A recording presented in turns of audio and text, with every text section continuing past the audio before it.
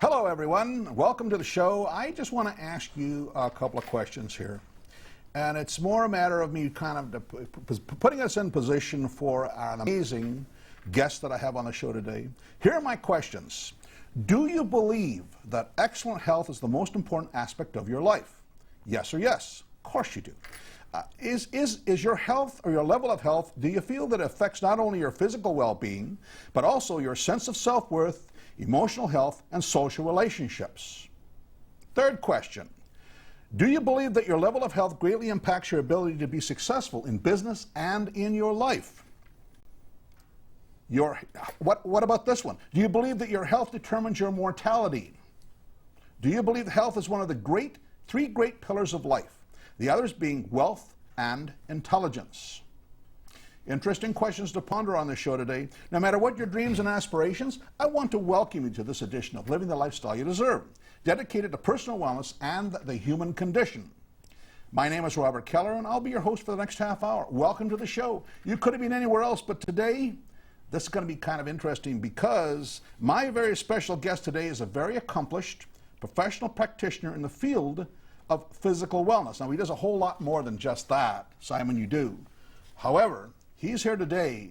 His name is Simon Bielewicz. And I got that name right, didn't I? Yes. I did it the first time. Yes. Simon's passionate mission in life is to help educate people on a better way of living. This includes everything from physical health to spiritual health. Now, his credentials speak like the, man, I don't know. He didn't want me to read all these things. He's kind of quiet and shy, right? Here is his outstanding experience and credentials and makes him one of the top physical wellness practitioners in the country.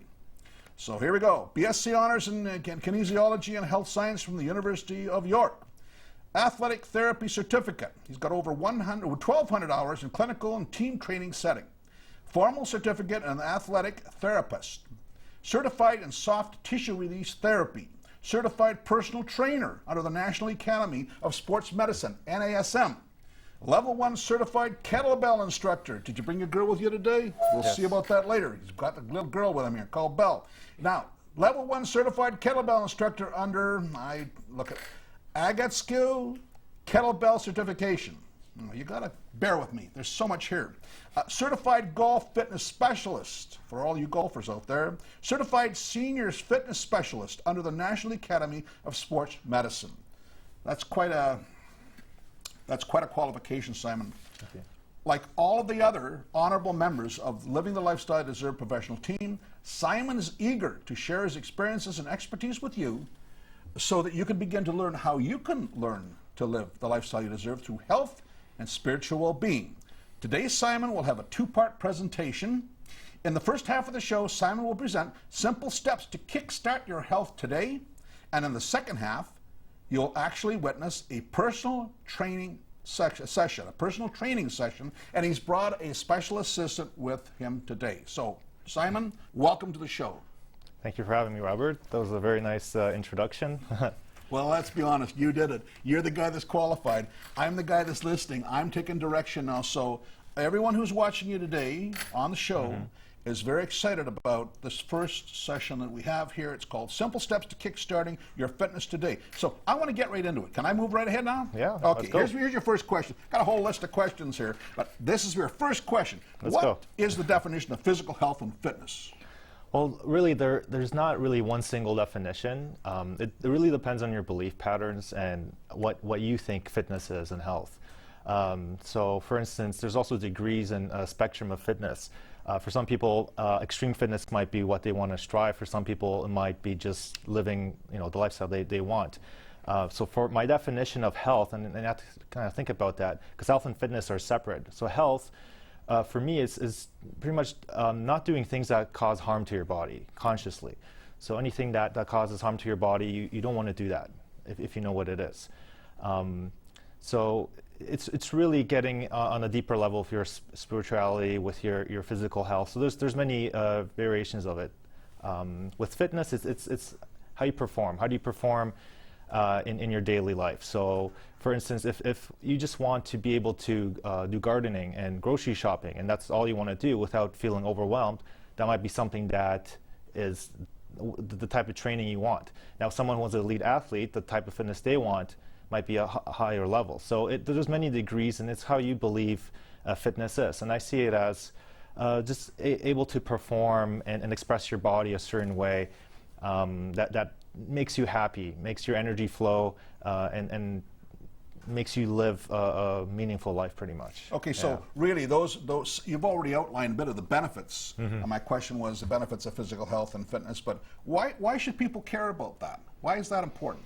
Yeah, well, the obvious reasons. Everyone knows that if you don't do any, if your health is poor and you don't exercise at all, there's something called hypokinetic diseases. So it is diseases that are due to inactivity. So obviously obesity, osteoporosis, even mental problems too. There is high blood pressure, type 2 diabetes, a lot of different things. So, and the benefits, obviously there's so many, we could spend a whole show talking about the benefits of exercise. Right. But the main ones, obviously having a healthy weight, being strong enough to be able to do activities. For different ages, it's also important. If you're older, and I have some older clients who, for me, it's a must for them. It's living longer and living a better life so that you're functional, you're able to do things normally, get out of a chair and be able to live a happier life. But mainly, what I see the benefit of physical fitness, it's our primal, it's like expressing your genetic blueprint. Right? The society we have right now, it kind of suppresses that. So it takes us away from being human. To be human is, in my opinion, to live how our ancestors lived, right?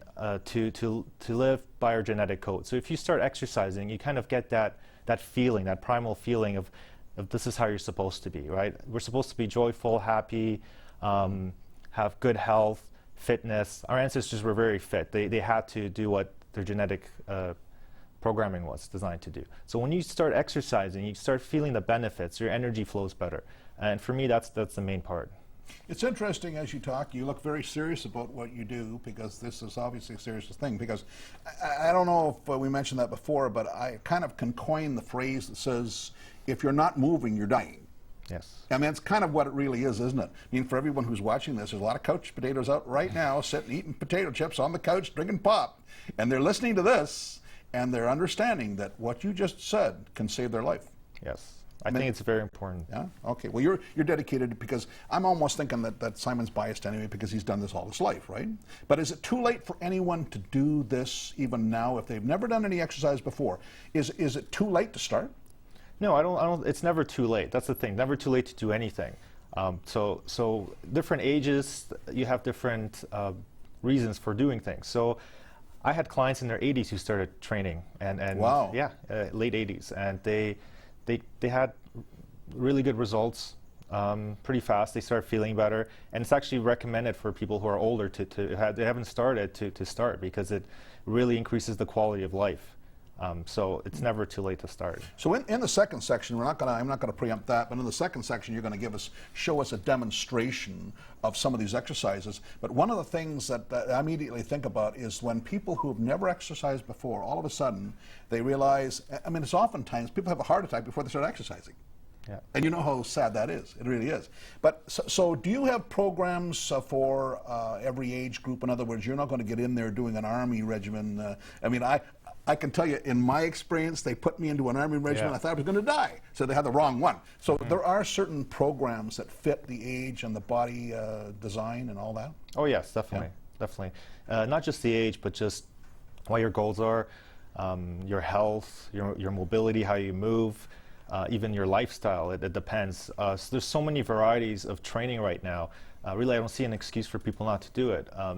You can do things that are fun now. You don't have to just go to the gym. You can do things that are fun. And there's a lot of factors that go into how a program's designed. And you can't just do one program for everyone. If there's one program for everyone, then I wouldn't have a job pretty much. It's interesting because there's a program for everyone. But one of the things that we had discussed before going on the show today is that I had alluded to the fact that in January, February, there's a lot of Yes. people who just finished eating all this fantastic holiday food, all, just really heavy in cholesterols and booze and everything else. Yeah. And then they say, oh, yeah, Good let's go times. to the fitness club, right? Yes. And they're in there, and they last, about 4 or 6 weeks, and then they're gone and have to lay all their fitness stuff off. How do you keep these people motivated? I mean, I say, how do you keep them motivated? How do the people who take these courses end up being motivated? So I'm sure that you're not rescuing them because they have to be motivated on their own, right? It's nothing to do with you. How does that work? Well, like anything, it's a mindset. It's really a mindset, and people come in, thinking they're going to get results within 4 weeks, really. And old habits start kicking in. Again, we're creatures of habit. So you start doing something that's totally new to you. It's not comfortable at first. Exercise is not comfortable at first. It does become comfortable when you reach a certain threshold where you actually start feeling the benefits. But first, it's a little unusual. So old habits kick in, and if you're, let's say, sedentary, so been sitting at a desk for 30 years and expect to get your goals in a couple of weeks, it's not going to happen. It takes time, and it's persistence, it's hard work.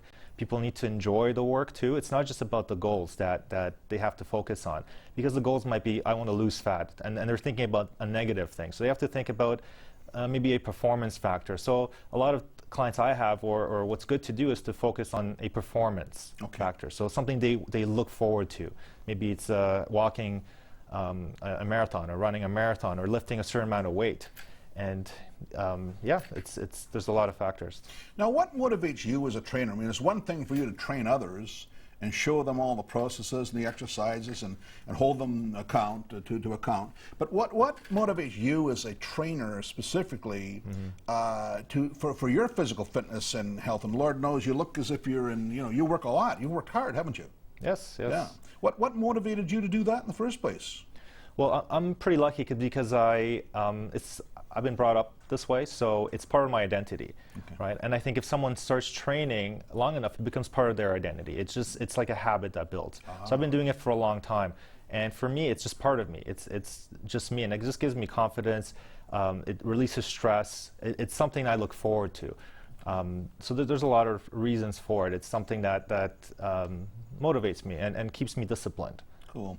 Now, just before, we're going to be going to the break in just a minute or so, but I wanted to ask you the relationship between spiritual and physical fitness, because we talked about that, but I think the viewers would like to know what the relationship is.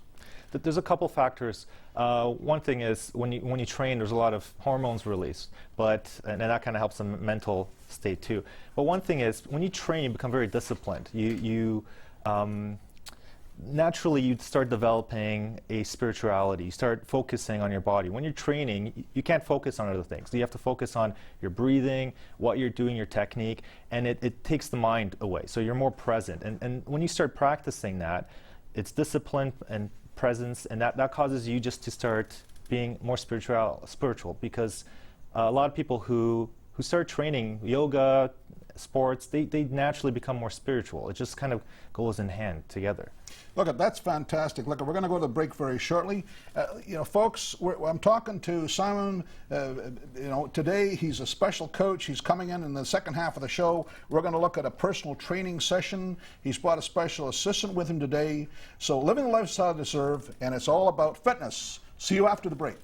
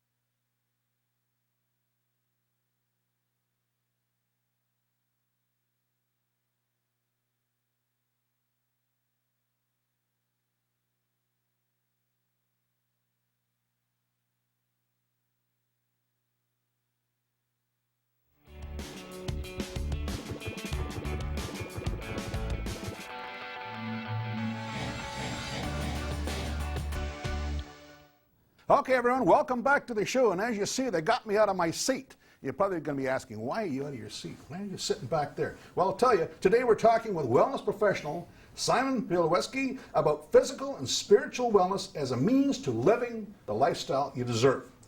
In the last half of the show, we're going to have a special personal training session. This is sort of different from me. I don't usually do this, but as I say, I'm out of my seat. I want to watch this firsthand. So, Simon Bielawski and his assistant Monica Gajewska, I got to be careful with that name, I practice that, will be presenting practical methods to improve posture, core strength, breathing, and fitness daily. So guys, welcome back. Let's do a little exercise here. What simple things can the average person do to get fit today? Well, Robert, what people need to start thinking about is what's fun for them. Something that they like to do that's fun, something they used to do. A lot of clients tell me, oh, I used to do this, but now I'm too busy, I don't do it anymore. So people forgot how to play. They need to play like kids do and just get back into doing things that are fun for them, just doing some research and just getting out there, right? So what I'm going to do, I'm going to show you just something that I usually like to start off with my clients, just kind of going over the mechanics of how people should think about and what they can do daily. Is this for any age group, by This the way? is for everyone, Okay, yes. so this is a starter program anyone can do? Yes. Excellent, good. Okay, All so right. first thing, so this is Monica right here, my assistant. And first thing I like to do is go over posture. So Monica, just face right there. A lot of people sit in desks all the time, so they have a bad posture. And a little more like this. So if I align the dowel here, and this is a normal broomstick, so anyone has this at home, so there's no reason not to do it. So let's see a bad posture, right? So people tend to slouch, they tend to arch too much because they're in front of the TV, and what happens, there's a lot of tension, a lot of pain, the core just is not stabilizing anything. So one thing people can do is get really tall. So what you do, you make sure there's 3 points of contact, the head, upper back, tailbone, and you're trying to just get really tall here. And at the same time, you're going to pull in a little bit and tighten your abs, maybe 10 to 20%. Okay. Right? So that's important, and you try to walk like that all the time. So keeping that posture and walk with confidence. There's actually research that came out recently. Good posture can increase good hormones, Okay. like testosterone, and decrease cortisol, like stress hormone. Cool. And actually, if you have a bad posture, it's the opposite. So your testosterone goes down, your cortisol goes up. So it's very interesting. So next thing you can do, so you're just going to face this way. We're going to go over breathing. Breathing is very important. So let's see how people normally breathe. So you can see her shoulders are going up. A lot of the times this is due to stress, bad posture, and a lot of tension in the upper body here. That will cause usually headaches, tension here. So what we want to do is relax the body here, have your good posture, and you're going to just push with your ribs out to the side. So as you can see, my hands are going out, right? So you're doing that. So what's happening? I'm getting her to pull the air in, fill up her lungs, so she's getting more oxygen in. She's actually mobilizing her ribs, which causes more mobility in the back, and at the same time, working on her diaphragm. Okay. So that's something important to do. So now I'm going to have Monica do is a couple exercises that people can do. So just face this way. So when you're sitting on the couch, which you probably are now, what you can do, pretend there's a couch behind you, and what you're going to do, you have your hands in front, and you're just going to squat back. So you're going to inhale down, exhale up, and you're going to squeeze your butt. Good. So you're working on your posture. Go ahead, keep going. Inhale, exhale. So you're reaching back for the seat. You're working your hips, your posture, and you're breathing at the same time. So Now, you can you've work. got a special kind of breathing that you and I were talking about Yes. there. What does that sound like, and why do you do that? So normal breathing is taking in air all the way in, relaxing. But when you're doing exercise, you don't want to relax. You want to keep tension. Right. So I call it forced breathing or snake breathing because it sounds like a snake almost. Okay. So you have your tongue in place, and you kind of, when you exhale, you kind of go like that. Okay. Yeah, and Monica's going to demonstrate in a second how to do that. And that causes tension here to stabilize, right? So if you think of athletes, boxers, or martial artists, when they kick or punch, they What does that look like? exhale. Demonstrate what you look like if you're boxing and you're doing that. Yeah, like okay, that, okay. right? Because you want to stay relaxed, but you don't want to hold your breath. So you want to make sure you're tight, but when you punch, you tighten, and you breathe at the same time. So you that get keeps the diaphragm tight is what you're saying? Yes, when you exhale like that, this tightens up automatically. It's impossible to exhale like that and keep this loose. So you're stabilizing your foundation right away. Cool. Okay? Got it. So another exercise that you can do, and this is something we do daily. We walk daily, we squat, and we hinge at our hips. But we do it incorrectly. We tend to bend our back and get back problems. So I'm just going to show right here. You're going to stand sideways. And Monica is going to reach down right here. And she's going to come down and just touch the kettlebell here and come up. Yeah, and come up. Exhale. Right, so inhale down, big breath in, exhale. So she's working her whole back, and I'm going to have her lift it now. Make sure that you always have a little arch here, and then squeezing the butt. You're contracting everything in the back of the body. You're working it, and you're kind of conditioning yourself to lift properly for straight back. Okay, so let's put it down. And a third exercise is a plank in a push-up position. So we work the back of the body, work the legs. Now we're going to go into that position. Okay. So as you can see here, straight arms. I'm going to have Monica squeeze her butt, her abs, and try to maintain that as she's breathing deeply. Right, so keeping that posture. And people should work up first to 15 seconds, 30 seconds. Make sure that nothing moves. Okay. Like that, okay? Come on, that's it. That's cool. Good. So you can do that in a little circuit pattern format, right? If you're at work, every hour get up, do 10 squats, 10 hinges, and hold 30 seconds, and then go back to work. And then in a full day, you might get 15 minutes of exercise without even realizing. And this is how everybody starts off the process, right? Pretty much. So depends on. Basic. Can't get any more basic than that, right? No, no. Okay, so when you take new clients, that's what you put them through, this sort of thing? Yes, but in more detail. More detail? Because we need more time, yeah. So how long do they do the basics before they get into something much more sophisticated? We'll get into the next thing that's a little more sophisticated for sure. But how long can they expect the viewers? I mean, there's a lot of people, like I say, that are watching you and thinking, geez, I don't know. Because people procrastinate, as you know. That's the worst thing about what you do. People procrastinate. One minute they're going to do it, next minute they never do it, because you always ask them, have you done it? And they say no. So how do you, with all, this looks pretty simple stuff. I mean, even I could do that, and perhaps you know that I need to do that. But the thing is, so what we see today is pretty much what they get in a course such as what you do. Yes, and it depends on the person. Sometimes the first session, people demonstrate good mechanics, and I can say, okay, no, we're going to progress right away. They have good range of motion. Some people don't have good range of motion, so it takes some time for them just to even do the squat. Maybe they have pain or something like that, and we need to mobilize the hips. So everyone's different. It's really hard to say. Okay, so listen, that's the exercise demo. Monica, fantastic. Thank you very much, Simon. I think we got some really good stuff there. I noticed that you brought a girlfriend with you, your kettlebell. Yes. What do you use that for? What's that for? So this is the kettlebell. How heavy is it? This one is 8 kilograms. That's heavy enough. Yeah, so it's roughly 18 pounds or so. So Monica's going to do a little circuit for us. So go ahead. And I'm going to time her. This circuit takes 2.5 minutes. Now, what do you mean by a circuit? Circuit means you connect exercises, one after the other. Okay. And she's going to do it, and I'm going to just kind of describe you have to breathe with this too? Yes, so she's going to demonstrate how to breathe. So first it's going to be the swing, and I'm going to have my little timer here. Okay. Ready? And go. Yep, go. Right, so kettlebells, they're actually over 300-year-old exercises. Right, so it came from Russia. The special forces used to use them.